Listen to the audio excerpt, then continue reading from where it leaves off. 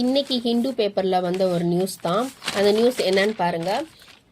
கேரள மாநிலத்துக்கு கேரளம் என பெயர் மாற்ற மத்திய அமைச்சரவை ஒப்புதல் அப்படின்னு சொல்லியிருக்காங்க. ஆக்சுவலி என்னன்னா கேரளா அப்படின்னு சொல்லி நம்ம இப்போ சொல்லிட்டு இருக்கோமா, அதை கேரளம் அப்படின்னு மாத்துறதுக்கு ஒரு இதை ஒப்புதல் பண்ணியிருக்கு மத்திய அமைச்சரவை. அதை பற்றி தான் இப்போ பார்க்க போகிறோம்.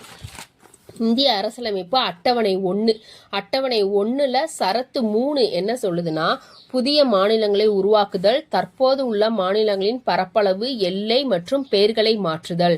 இதை பற்றி சொல்ற சரத்து 3. இந்த சரத்துல இருக்கிறது படி தான் நம்ம இதை மாற்றணும். ஸோ இதுதான் நம்மளோட இந்திய அரசியலமைப்பு சொல்லுது.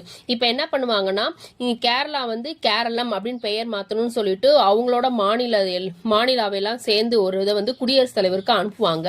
அந்த மசோதாக்கு குடியரசுத் தலைவர் என்ன பண்ணுவார்னா ஒப்புதல் பண்ணணும். குடியரசுத் தலைவர்கிட்ட ஃபர்ஸ்ட் ஒப்புதல் வாங்கினக்கு அப்புறம் அந்த மசோதா நாடாளுமன்றத்துக்கு அனுப்பி வைக்கப்படும். இந்த நாடாளுமன்றத்துல மத்திய அரசு தாக்கல் செய்து அந்த மசோதாவை நிறைவேற்றுவாங்க. இந்த மசோதாவை நிறைவேற்றினக்கு அப்புறம் அது என்ன ஆகப்படும்னா நடைமுறைப்படுத்தப்படும்.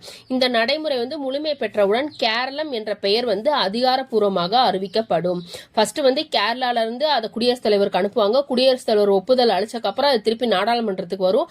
நாடாளுமன்றத்துல வாக்கெடுப்பு நடத்தி அதை நிறைவேற்றுவாங்க. அதை நிறைவேற்றினக்கு அப்புறம் அது சட்டமாக்கப்படும். அப்ப சட்டமாக்கப்படும் போது இந்த கேரளம் அப்படின்றது பேர் அதிகாரப்பூர்வமா அறிவிக்கப்படும். இனிமே எந்த இதுலயுமே நம்ம சொல்லும் போது கேரளான்ற பேர் யூஸ் பண்ண மாட்டாங்க, கேரளம்ன்ற பேர் தான் யூஸ் பண்ணுவாங்க. இதை சொல்ற அட்டவணை 1 சரத்து 3.